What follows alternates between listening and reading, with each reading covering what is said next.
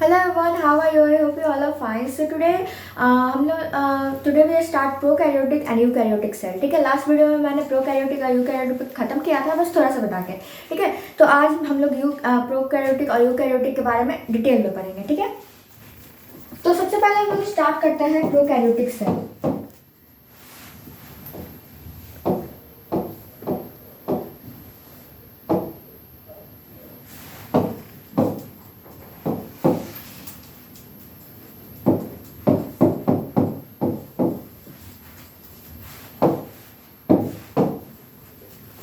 ठीक है, तो प्रोकैरियोटिक सेल के बारे में ये हमारा कुछ पॉइंट्स है. ठीक है,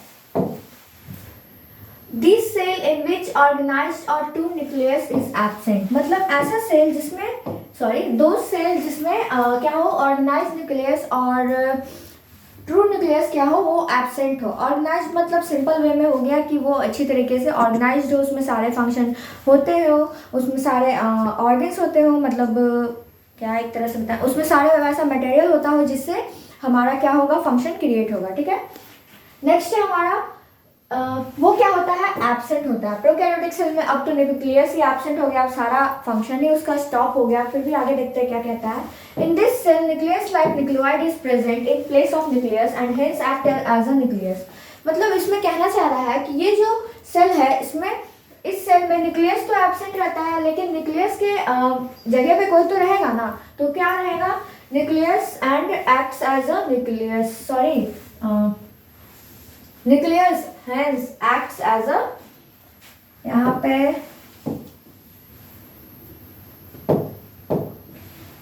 nucleus like nucleoid present in the place of, एक मिनट,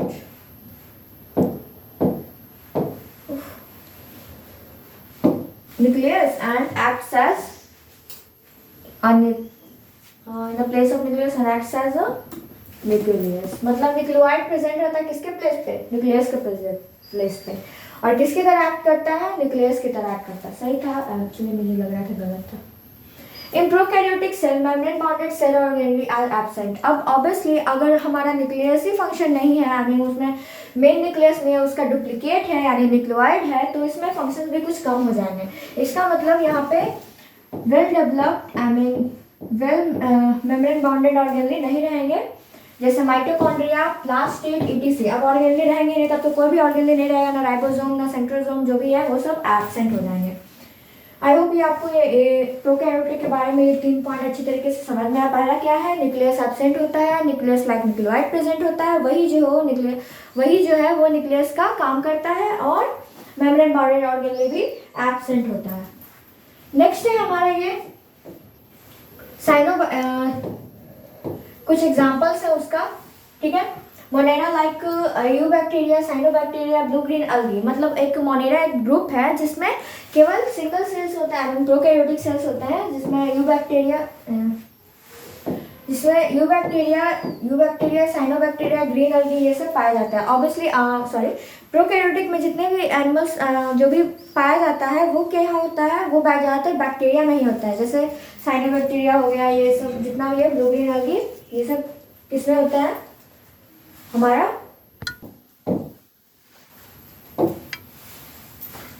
ये क्या है, हमारा प्रोकैरियोटिक का स्ट्रक्चर है. ठीक है, आई होप ये विजिबल होगा. ये ये हमारा क्या है, प्रोकैरियोटिक सेल का क्या है, स्ट्रक्चर है. ये कुछ इसी तरह का रहता है, मतलब ऐसा इमेजिनेशन करके मैंने बनाया है इसे. ठीक है, तो बाहर वाला ये जो रेड आउटलाइन है, ये क्या है, हमारा प्रोकैरियोटिक सेल है. ठीक है, सॉरी, ये बाहर वाला जो है ये हमारा क्या है, प्लाज्मा मेम्ब्रेन है. ठीक है, यहाँ पे लिखा हुआ नहीं है.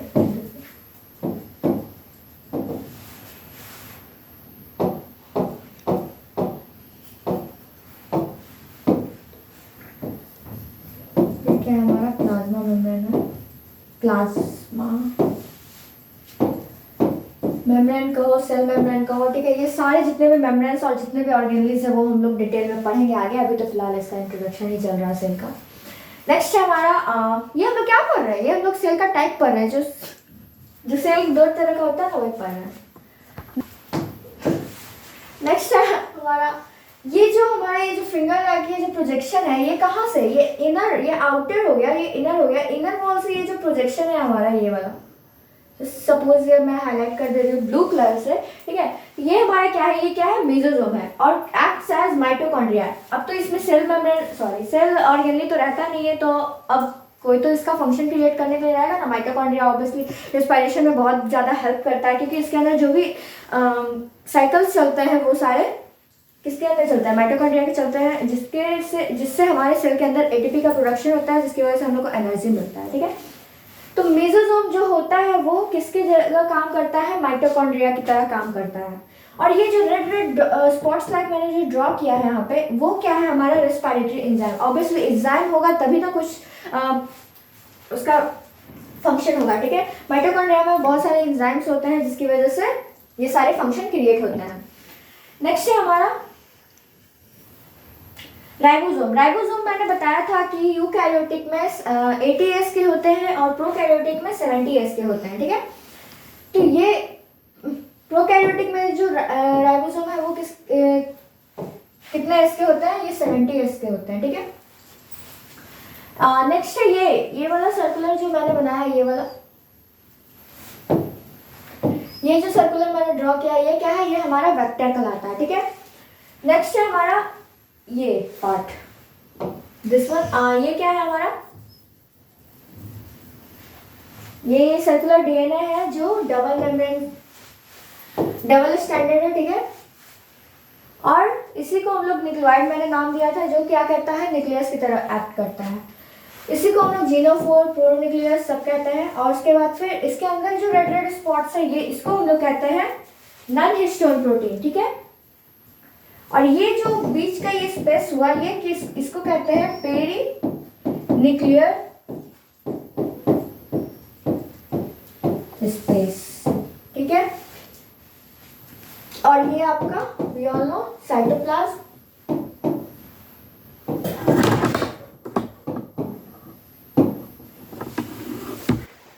We all know cytoplasm. और इसके अंदर ये जो मैंने डॉट डॉट किया है ये सब क्या है, मैट्रिक्स, जो साइटोप्लाज्म के अंदर में रहता है। साइटोप्लाज्म को ही मैट्रिक्स कहते हैं। बस साइटोप्लाज्म जो होता है वो सेल के अंदर के स्पेस को साइटोप्लाज्म कहते हैं, अगर किसी ऑर्गन के अंदर का होगा तो मैट्रिक्स।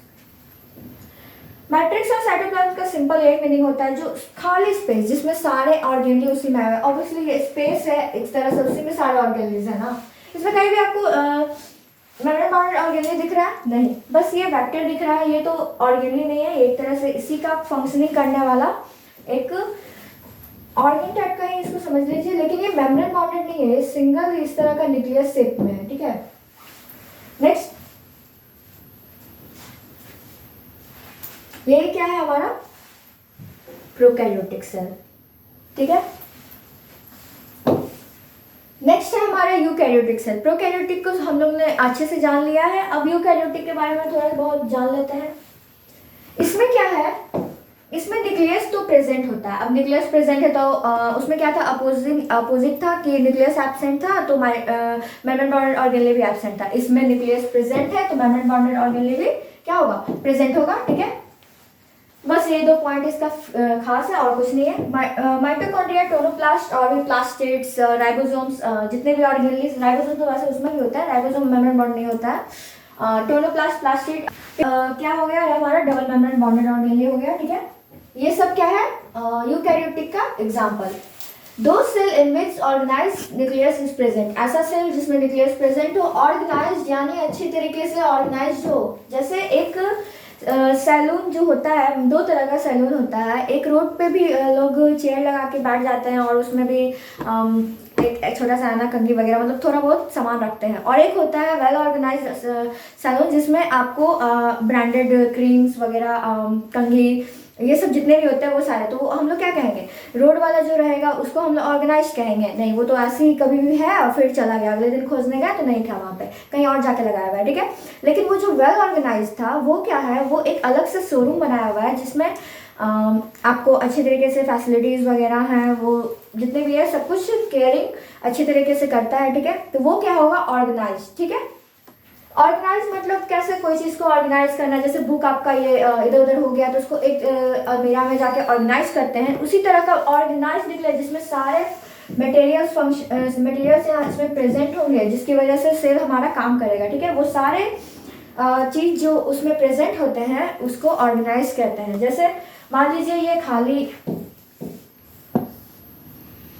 यहाँ पर ढेर सारा सामान इस तरह से बिखरा हुआ था, अगर हम इसको डब्बे में अगर फिल करेंगे तब तो ये अच्छी तरीके से सजाने लायक हो जाएगा। अगर इस तरह से छितरा बितरा रहेगा तो अच्छा नहीं लगेगा। ठीक है, नेक्स्ट ये हमारा क्या है, ऑर्गेनाइज न्यूक्लियस प्रेजेंट होता है और यूकैरियोटिक मेम्ब्रेन बाउंडेड ऑर्गेनली भी प्रेजेंट होता है। यूकैरियोटिक में क्या होता है, मेम्ब्रेन बाउंडेड ऑर्गेनली प्रेजेंट होता है, तभी तो इसमें सारे फंक्शंस होते हैं। प्लांट और एनिमल, प्लांट क्या करता है, फोटोसिंथेसिस करता है ना, फंक्शंस तो कुछ तो होता ही है।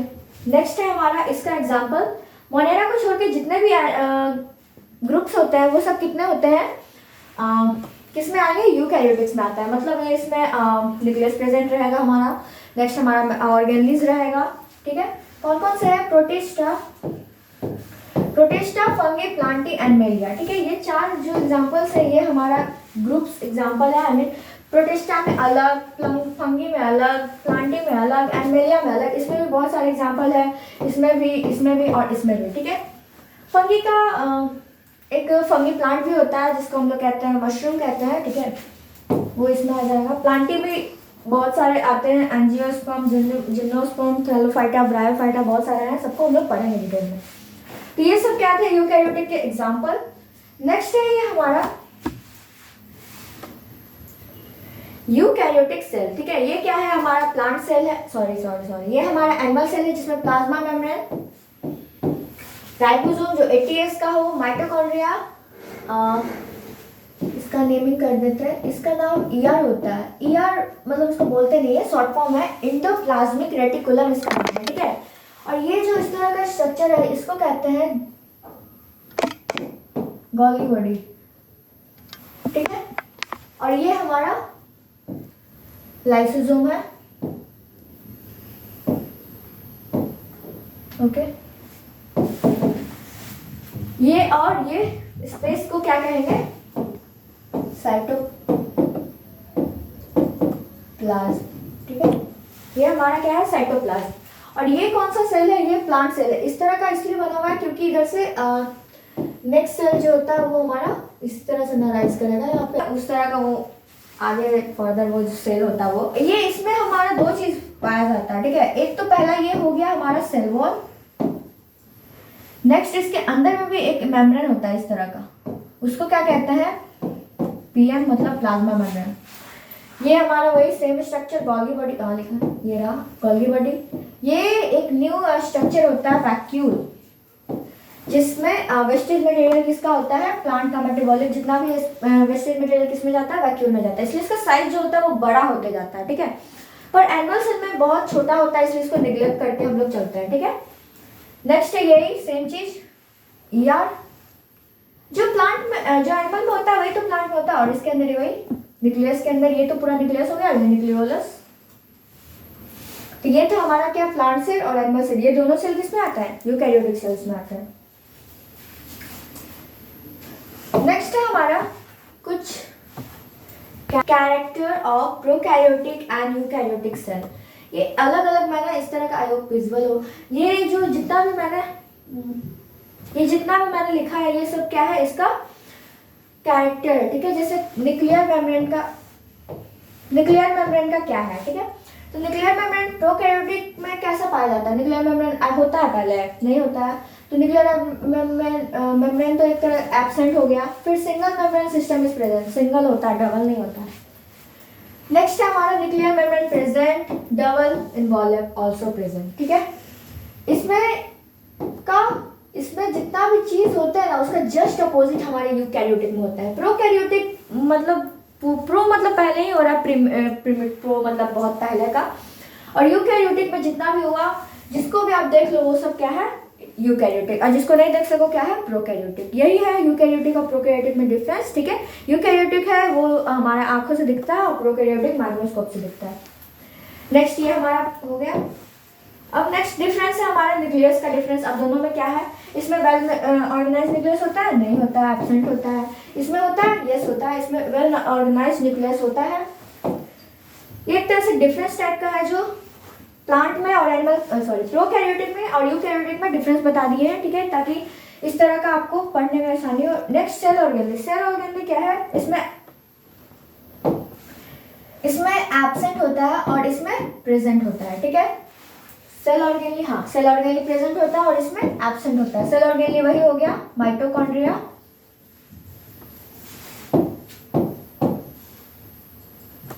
माइटोकॉन्ड्रिया फेमस है इसलिए बार बार इसका नेम लेते हैं।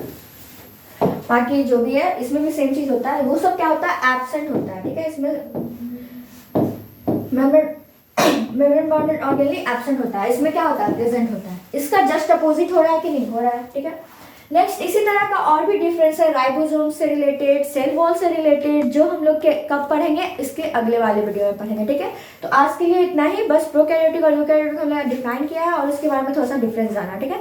नेक्स्ट वीडियो में हम लोग राइबोसोम्स और सेल वॉल का भी डिफरेंस देखेंगे कुछ इसी तरीके से, ठीक है। तो थैंक यू, तब तक के लिए गुड बाय।